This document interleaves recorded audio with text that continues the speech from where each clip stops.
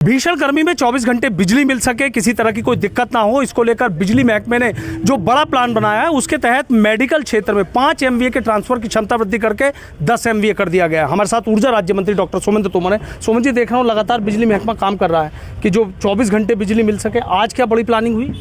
देखिए, देश के यशस्वी प्रधानमंत्री माननीय मोदी जी की प्राथमिकता पर ऊर्जा विभाग है। यदि मैं उत्तर प्रदेश की बात करूं तो उत्तर प्रदेश के यशस्वी मुख्यमंत्री पूज्य योगी आदित्यनाथ जी के द्वारा उत्तर प्रदेश के सभी सम्मानित नागरिकों को 24 घंटे बिजली की सप्लाई हो सके, हम लोग लगातार इस प्रयास को कर रहे हैं। और आप देख भी रहे परिवर्तन है कि हम लोग किसानों के लिए आज ट्यूबवेल के लिए निःशुल्क बिजली दे रहे हैं। यहाँ पर जो मैं देखता था, जागृति विहार हो, हमारा ये जो क्षेत्र है, यहाँ घनी आबादी होने के कारण बड़ी समस्या होती थी।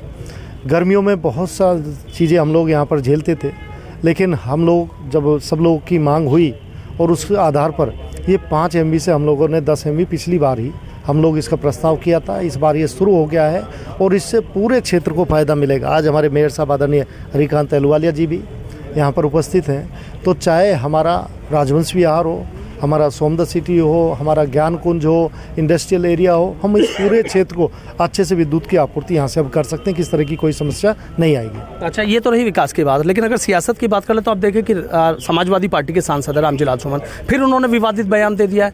कह रहे हैं कि हर मंदिर के नीचे जो है बौद्ध मठ है। देखिए, मुझे लगता है कि समाजवादी पार्टी ने उनके पास इस तरह का ठेका है कि उन्हें सनातन धर्म का अपमान करना है। इस देश की जो गाथाएं हैं, इस देश की जो शौर्य गाथाएं हैं, उनका अपमानित करने का काम समाजवादी पार्टी के पास है और उसके नेताओं के पास है। और मैंने पहले भी कहा था कि समाजवादी पार्टी के राष्ट्रीय अध्यक्ष के द्वारा और उन्हीं के इशारों पर इस तरह के बयान दिलवाए जा रहे हैं।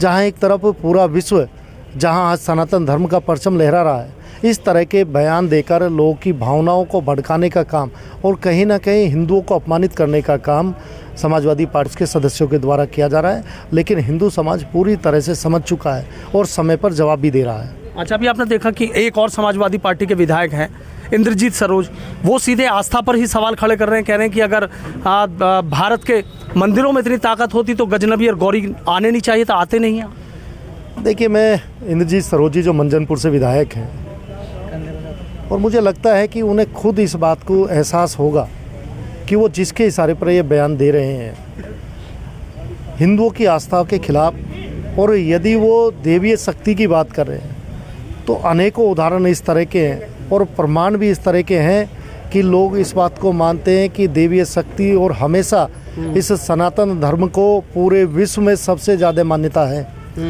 हमारे धर्म के बारे में, हमारी संस्कृति के बारे में जब पूरा विश्व अशांति में हो रहता है, उस समय भी यदि किसी को उम्मीद की कहीं किरण दिखाई देती है तो हिंदू संस्कृति और हिंदुस्तान से ही दिखाई देती है।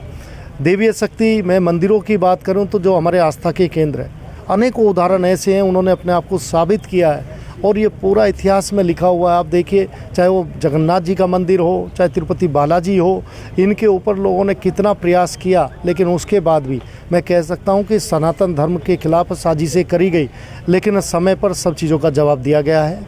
और मुझे विश्वास है कि देश और प्रदेश के देवतुल्य जनता इन लोग को समय आने पर फिर से जवाब देगी। अभी आपने देखा पहले राणा सांगा और अब सीधा आस्था पे सवाल खड़ा करने लगे हैं। मैंने कहा ना, देखिए, राणा सांगा वाला बयान देकर जो समाजवादी पार्टी के राष्ट्रीय अध्यक्ष अखिलेश यादव जी की सह पर रामजी सुमन जी के द्वारा यह बयान दिलवाया गया, पूरी सोची समझी साजिश के तहत समाजवादी पार्टी इस तरह के बयान दिलवा रही है। लेकिन मैं यही कहूँगा कि लोकतंत्र में जनता जवाब देती है, पहले भी दिया और समय आने पर फिर देगी।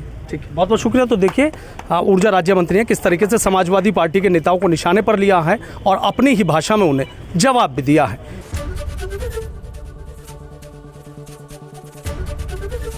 ABP गंगा, खबर आपकी, जुबान आपकी।